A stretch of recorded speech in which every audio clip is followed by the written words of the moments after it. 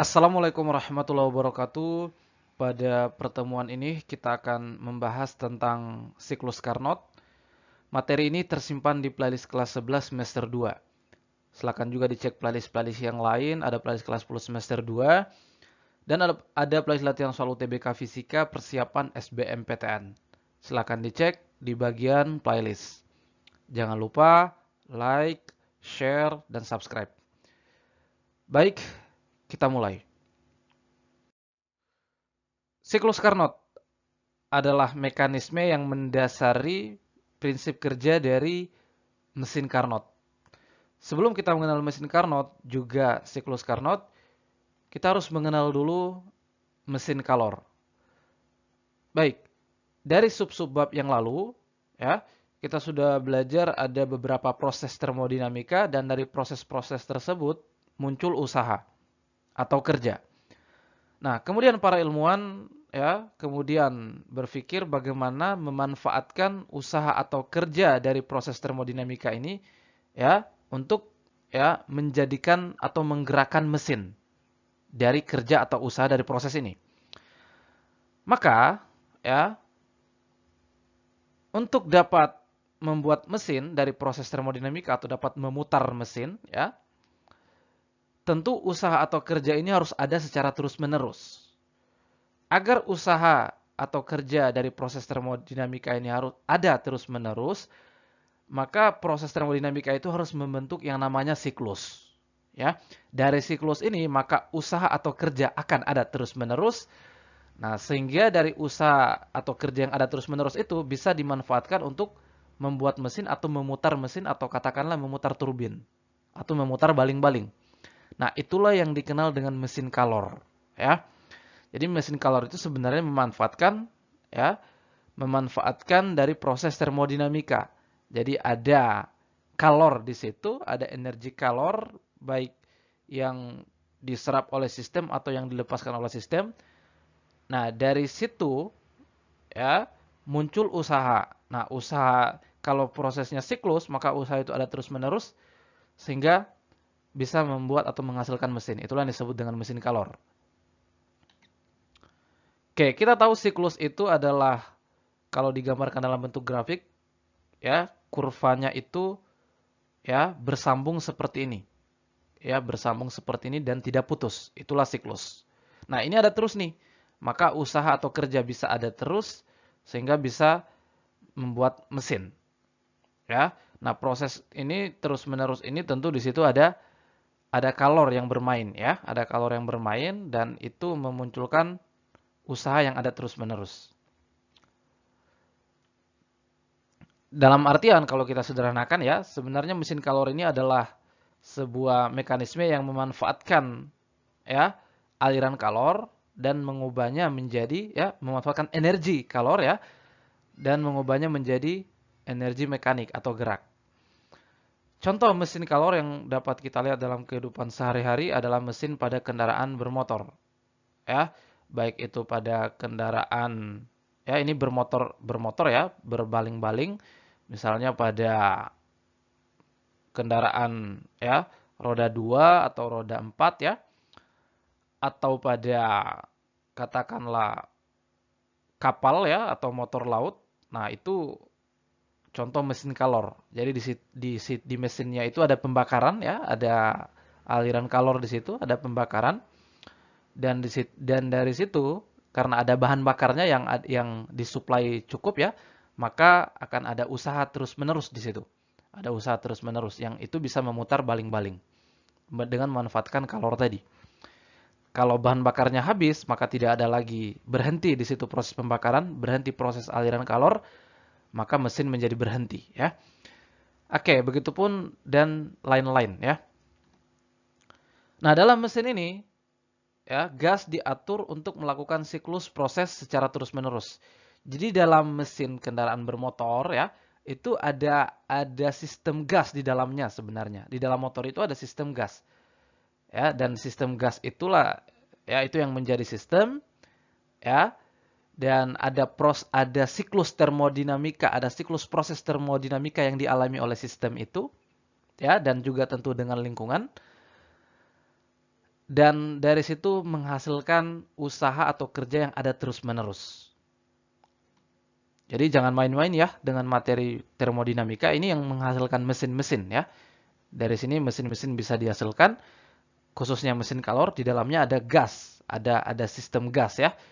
Dan sistem gas itulah yang mengalami proses termodinamika yang membentuk siklus untuk menciptakan kerja atau usaha yang ada terus-menerus.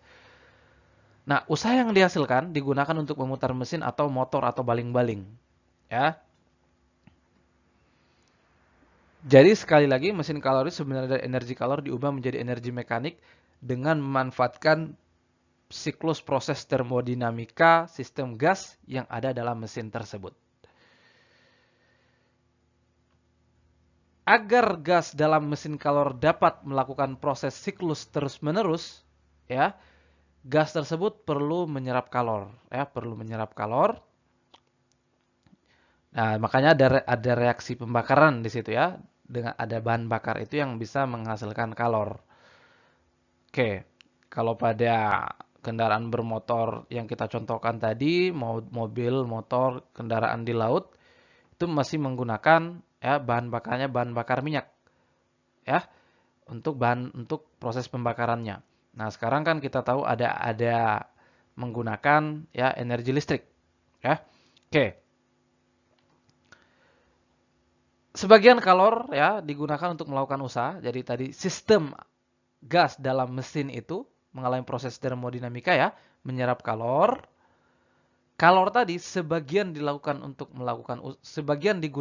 melakukan usaha atau kerja dalam artian untuk memutar tadi ya, atau menggerakkan mesin atau motor, dan sisanya dibuang. Makanya dalam mesin-mesin tadi itu selalu ada celah untuk pembuangan ya. Misalnya pada motor situ ada knalpot ya untuk pembuangan. Begitupun mesin-mesin di laut misalnya kapal-kapal itu ya ada cerobong asapnya tuh. Nah, itu untuk pembuangannya. Jadi sistem atau gas dalam mesin itu ya menyerap kalor dari proses pembakaran, sebagian digunakan untuk melakukan usaha, sebagiannya dibuang ya.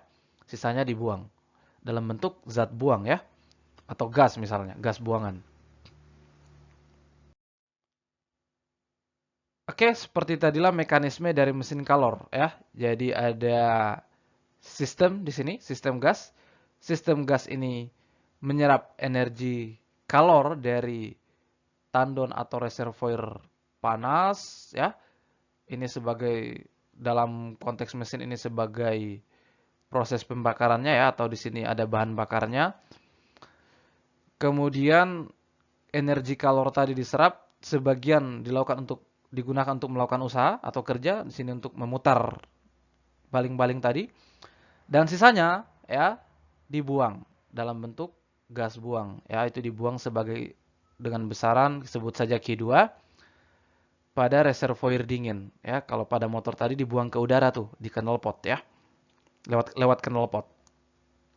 Maka kalau kita coba tuliskan rumusnya atau persamaannya ya, atau formulanya, berangkat dari hukum kekekalan energi bahwa sistem ini menyerap Q1 dan Q1 tadi dipecah dalam tanda kutip ya, atau dibagi sebagian untuk melakukan usaha, sebagian dibuang. Sehingga Q1 sama dengan W tambah Q2 gitu ya. Jadi W tambah Q2 sama dengan Q1. Jadi Q1 yang diserap, sebagian jadi W, sebagian jadi Q2. Maka berlakulah hukum kekekalan energi seperti ini. Maka W sama dengan Q1 kurang Q2 ya. Kemudian dari sini kita bisa rumuskan juga tuh efisiensi dari mesin kalor yang kita punya ini. Efisiensi itu adalah ukuran kemampuan suatu mesin untuk mengubah kalori Q1 ini yang diserap dari reservoir panas atau tandon panas ini menjadi usaha W. Ya, seberapa bagus atau seberapa baik kemampuan suatu suatu mesin ini ya mengubah energi Q1 yang diserap tadi menjadi usaha. Semakin banyak ya usaha yang bisa dihasilkan dari Q1, maka efisiensinya semakin tinggi. Artinya kalau sistem ini menyerap Q1 sebanyak 100 Joule, kemudian hanya bisa melakukan usaha W ya sebanyak 20 Joule, berarti sisanya dibuang ya, 80 Joule-nya dibuang. Artinya itu efisiensinya hanya 20%. Kalau yang bisa yang bisa diubah menjadi usaha adalah 80 joule, berarti 20 joule-nya dibuang, Q2 jadi Q2 ya.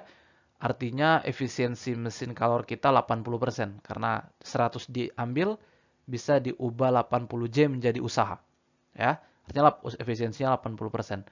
Maka kita bisa rumuskan nih dari logika ini ya, bahwa efisiensi itu adalah W di per Q1, ya kan? 20 per 100 adalah 20%, 80 per 100 80%, ya. Jadi efisiensi adalah W, usaha yang bisa dihasilkan per Q1, ya, Q1 ini. Kalor yang diserap. W tadi kan Q1 kurang Q2, bisa kita ganti atau bisa kita tuliskan seperti ini kan, Q1 per Q1 kurang Q2 per Q1. Q1 per Q1 kan 1 ya. Jadi bisa kita tuliskan 1 kurang Q2 per Q1. Inilah persamaan efisiensi dari mesin kalor. Bisa ini, atau yang ini. Sama saja. Ya.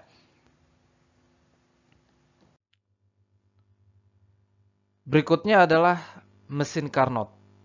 Nah, prinsip kerja dari mesin Carnot ini didasari oleh siklus Carnot. Nanti kita akan lihat seperti apa itu siklus Carnot. Ya. Oke, kalau kita lihat dari sisi sejarah ya, di zaman itu James Watt dan beberapa ilmuwan yang lain telah mengembangkan yang namanya mesin uap. Ya, ini mesin-mesin awal ya, yaitu mesin uap. Mesin uap ini memanfaatkan juga aliran kalor, ya, memanfaatkan juga panas yang berdinamika, dan dari panas itu atau dari aliran kalor dapat menguapkan zat cair, dan uap itu yang digunakan untuk memutar turbin atau memutar baling-baling. Ya, uap itu atau tenaga atau gaya dari uap itu yang menghasilkan usaha. Ya. Jadi memanfaatkan juga aliran kalor untuk mesin uap ini. Ini adalah mesin-mesin awal ya yang dibuat oleh para ilmuwan di zaman itu. Tapi ya, mesin uap ini memiliki efisiensi yang sangat rendah. Ya, memiliki efisiensi yang sangat rendah. Itu masalah dari mesin uap, efisiensinya sangat rendah. Nah, berapakah efisiensi tertinggi yang dapat dimiliki mesin kalor? Ya, jadi mesin uap ini bisa juga kita katakan sebagai mesin kalor karena memanfaatkan aliran kalor juga ya untuk menguapkan zat, dan uap itu yang digunakan untuk memutar baling-baling misalnya.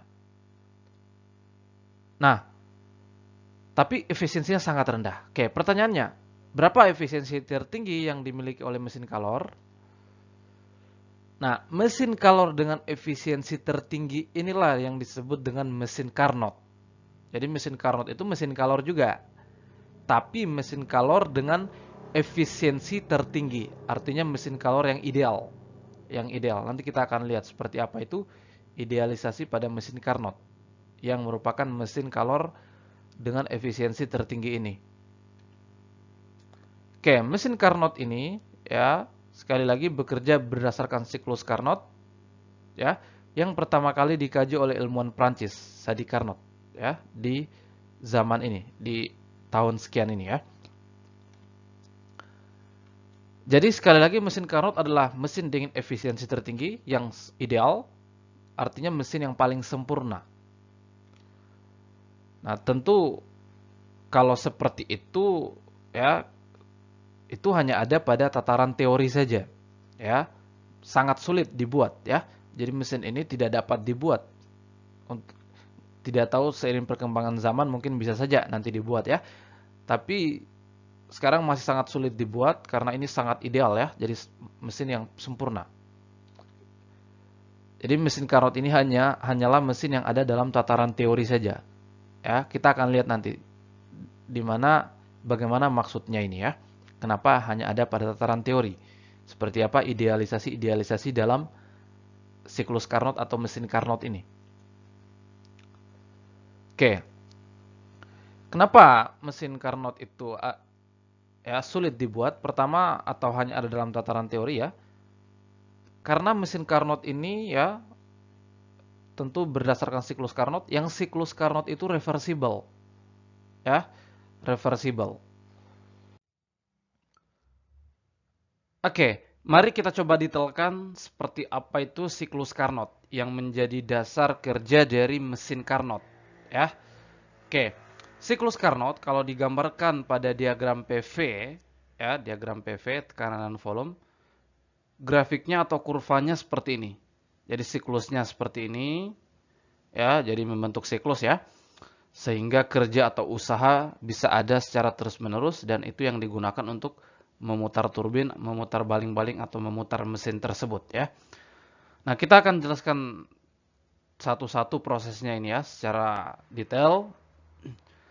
Namun kita kembali lagi dulu ya ke secara umum mekanisme dari mesin Carnot karena kita tahu mesin Carnot ini adalah mesin Carnot ya. Mesin Carnot dengan efisiensi tertinggi atau mesin Carnot yang sempurna ya. Oke, bagaimana itu mekanismenya? Eh, ini kita sudah bahas ya sebelumnya tadi bahwa sistem gas ya dalam mesin Carnot atau mesin Carnot ini menyerap Q1 ya dari reservoir atau non panas yang bersuhu T1. Kemudian kalori yang diserap tadi sebagian diubah menjadi kerja atau usaha dan sebagiannya dibuang ya dalam bentuk Q2 ke reservoir dingin atau tandon dingin yang bersuhu T2. Oke, kita akan membahas siklus Carnot ini per prosesnya ya dengan membandingkannya atau mengaitkannya dengan ya mekanisme di sini. Oke. Kita akan bahas dulu dari proses A ke B. Proses A ke B ini ya adalah proses di mana sistem gas itu menyerap Q1 dari reservoir panas dan mengubahnya keseluruhan menjadi kerja atau usaha W. Jadi sistem menyerap Q1 dan seluruhnya Q1 itu diubah menjadi usaha ya, menjadi usaha atau kerja. Jadi sistem melakukan kerja ya. Artinya kalau ada piston di sini maka piston ini terdorong ke kanan ya. Jadi sistem bekerja atau memberikan usaha pada lingkungan, jadi sistemnya terdorong ke kanan ya. Dengan W ini nilainya sama dengan Q1. Kenapa? Karena sistem ini mengubah secara keseluruhan Q1 yang diserap ini menjadi usaha atau kerja. Jadi Q1 sama dengan W. Ya, jadi sistem menyerap Q1 artinya terjadi pemuaian, tapi karena Q1 itu secara keseluruhan diubah menjadi usaha atau kerja W, ya, maka tidak ada perubahan suhu pada sistem. Tidak ada perubahan energi dalam. Artinya itu terjadi pada isotermal karena Q1 secara keseluruhan diubah menjadi W. Jadi masuk Q1 keluar jadi W gitu ya. Maka proses A ke B ini disebut proses pemuaian isotermal. Ini menarik ya istilahnya pemuaian tapi isotermal. Karena tadi Q1 secara keseluruhan diubah menjadi W sehingga mendorong piston bergerak ke kanan. Oke.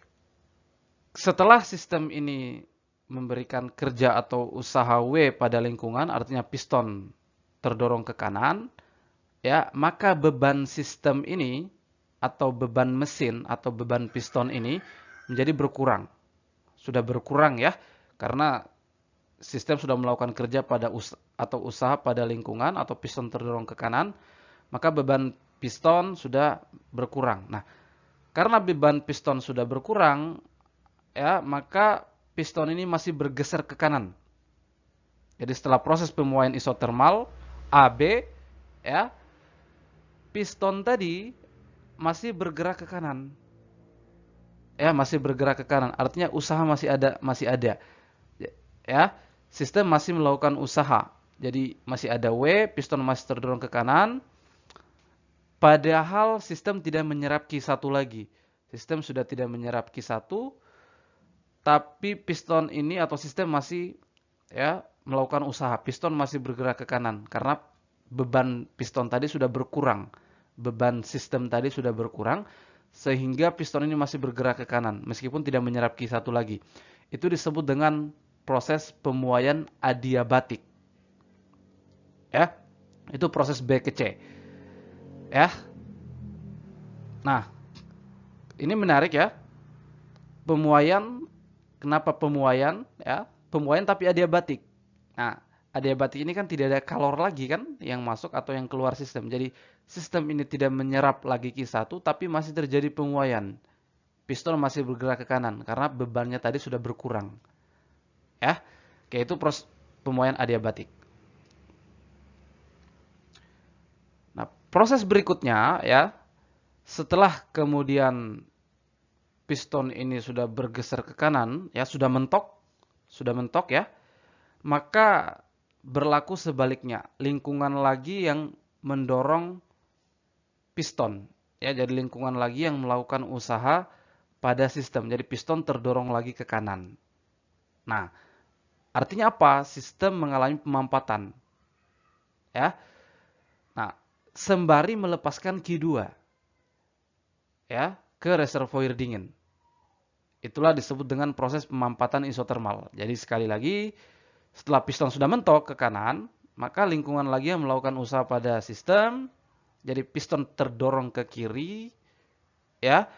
Artinya pada saat itu sistem mendapatkan tambahan ya kuantitas energi dalam bentuk usaha ya dari lingkungan, dan energi tadi secara keseluruhan ya diubah menjadi Q2 dalam bentuk buangan ke reservoir dingin. Makanya disebut pemampatan isotermal. Jadi yang masuk W keluarnya Q2 gitu ya. Kalau tadi yang masuk Q1 keluarnya W itu pemuaian isotermal, kalau yang proses CD ini masuknya W keluarnya Q2. Itulah pemampatan isotermal. Oke. Kalau seperti itu kondisinya ya, maka piston tadi sudah terdorong ke kiri ya. Artinya piston ya bebannya sudah bertambah lagi. Piston bebannya sudah bertambah atau sistem bebannya sudah bertambah. Karena bebannya sudah bertambah, maka setelah Q2 tadi dibuang ya, piston artinya ada energi yang keluar ya dari sistem yaitu Q2. Oke, setelah itu beban piston atau beban mesin atau beban sistem ini menjadi lebih besar, maka piston masih bergerak ke kiri. Artinya sistem ini masih mengalami pemampatan. Tapi tidak ada lagi Q2 yang dibuang. Nah, itulah yang disebut dengan proses DKA. Proses pemampatan adiabatik. Ya, adiabatik. Jadi lingkungan masih ya memberikan usaha ya pada sistem ya karena dan piston itu masih bergerak ke kiri, Q2 tidak, meskipun Q2 sudah tidak dibuang lagi karena beban piston sudah bertambah tuh ya. Nah, jadi sistem ini masih mengalami pemampatan adiabatik karena tidak ada lagi kalor yang masuk atau keluar sistem pada saat itu. Oke, itulah proses-proses ya secara umum pada siklus Carnot. Jadi seperti itu mekanisme dari siklus Carnot ya kalau kita mau kaitkan grafik ini dengan kejadian di mesin ini. Sehingga apa? Piston ini ya akan bergerak ke kanan, ke kiri, ke kanan, ke kiri dan seterusnya. Seperti itu terus. Sehingga usaha bisa ada terus ya, kerja bisa ada terus, dan itu yang digunakan untuk memutar mesin ini atau memutar baling-baling atau memutar turbin. Ya. Jadi ada ki yang masuk, kemudian ki yang keluar, dan ada usaha yang ada di sini. Baik usaha dari sistem ke lingkungan atau dari lingkungan ke sistem. Ya. Nah, mari kita coba rumuskan. Dari hukum pertama termodinamika, delta U sama dengan Q kurang W, ini kita sudah bahas di subbab sebelumnya ya. Selama proses ini, pada sistem kan tidak ada perubahan energi dalam. Karena AB ini isotermal, ya tidak ada perubahan energi dalam, T-nya tetap. Begitupun B ke C ini proses adiabatik, tidak ada kalor yang masuk atau keluar sistem. Itu juga terjadi, ya, itu juga tidak ada perubahan energi dalam. Begitupun CD dan DA tidak ada perubahan energi dalam selama itu ya. Maka delta U-nya 0. Ya, delta U-nya 0 sama dengan Q kurang W. Maka ya, sedangkan W ya, W di persamaan mesin kalor tadi di slide sebelumnya tadi, W itu kan Q1 kurang Q2 ya. Ya kan? Nah, atau gini, ya, Q ini ya ini kan sudah resultannya ya, gitu ya. Sudah resultan. Nah, maka ya kalau kita mau cari efisiensi dari mesin Carnot ini ya sama persamaannya dengan efisiensi mesin Calor ya, yaitu W kurang Q1 sama dengan 1 kurang W itu kan Q1 kurang Q2 ya, seperti itu. Ya. Oke, sekali lagi Q yang ini resultan ya, karena ini ada di dalamnya ada Q1 masuk sistem dan dibuang dalam bentuk Q2 ya. Oke. Nah, maka ya ini persamaan ini persis seperti persamaan mesin Calor, ya kan? Efisiensi mesin Calor karena memang mesin Carnot ini adalah mesin Calor yang efisiensi yang paling tinggi. Oke. Nah, sekarang mungkin ini bedanya ya, bahwa Q1 dan Q2 ini berbanding lurus dengan T1 dan T2 ya. Jadi Q2 berbanding lurus dengan T2, Q1 berbanding lurus dengan T1. Ya, seperti itu ya. Nah, maka ya kita bisa ganti ya, Q1, Q2-nya bisa kita ganti T2, Q1-nya bisa kita ganti dengan T1. Ya. Nah, karena ini ya, bahwa massa sistem gas ini dianggap tetap, sehingga Q itu kan ya bisa saling membagi nanti. Ya, begitupun kalor jenisnya juga. Oke. Nah, inilah persamaan efisiensi dari mesin Carnot. Atau ini juga sama ya. Oke, kita kembali tadi ke sini bahwa mesin Carnot ini hanyalah mesin yang ada dalam teori. Mesin yang paling sempurna, efisiensi mesin kalor dengan efisiensi tertinggi yang ada dalam teori. Kenapa? Karena banyak pengidealisasian ya. Misalnya ya, tentu tidak ada tandon panas dan dingin dengan jumlah yang terbatas. Pada mesin Carnot tadi, tandon panas itu jumlahnya tak berhingga atau tak terbatas ya. Nah, sedangkan pada faktanya tentu tidak ada. Namanya bahan bakar itu lama-kelamaan akan habis. Kecuali ditambah lagi. Ya. Oke. Jadi tandon panas itu pada mesin kalor jumlahnya tak terbatas. Faktanya tidak seperti itu. Begitupun pada ya tandon dingin. Tandon dingin yang jumlah tak terbatas dan tidak berubah. Ya, tidak berubah, tandon dingin itu tidak berubah keadaannya. Sedangkan kalau kita lihat faktanya kan tidak ada yang seperti itu ya. Misalnya udara sebagai tandon dingin, ya pembuangan Q2. Udara ini kan lama-kelamaan juga akan berubah. Ya, lama-kelamaan kondisi udara itu akan berubah. Nah, atau misalnya tandon dingin itu sebagai air laut misalnya. Ya, air laut. Nah, lama-kelamaan kondisi air laut juga itu kondisi air itu juga akan berubah. Ya, kalau ada eh, energi buangan ke situ. Jadi pada udara semakin banyak energi buangan ya, itu kan semakin banyak polusi itu. Sehingga keadaannya lama-kelamaan akan berubah. Itu yang faktanya seperti itu. Sedangkan pada siklus Carnot, ya, tandon dingin itu selalu keadaannya seperti semula. Tidak berubah. Sedangkan faktanya nggak seperti itu ya. Udara misalnya lama-kelamaan semakin banyak polusi, semakin berubah keadaannya. Nah, maka itu beberapa idealisasi pada mesin Carnot. Begitupun ya pasti ada terjadi gesekan selama piston tadi bergerak. Nah, di mesin Carnot, gesekan tadi dianggap tidak ada. Ya, sedangkan pada faktanya, pergerakan-pergerakan piston tadi atau pergerakan-pergerakan mesin pasti ada gesekan. Dan gesekan itu tentu mengurangi energi juga. Karena sebagian energi tadi ya terbuang di situ. Nah, itu juga mengurangi efisiensi ya. Oke, inilah beberapa idealisasi pada mesin Carnot yang pada faktanya sulit ya diwujudkan idealisasi ini pada mesin. Sehingga mesin Carnot disebut juga mesin yang hanya ada dalam tataran teori saja. Ya. Baik, demikianlah materi kita tentang mesin Carnot. Di konten berikutnya kita akan coba membahas beberapa latihan soal tentang ini. Jadi tetap stay di channel ini.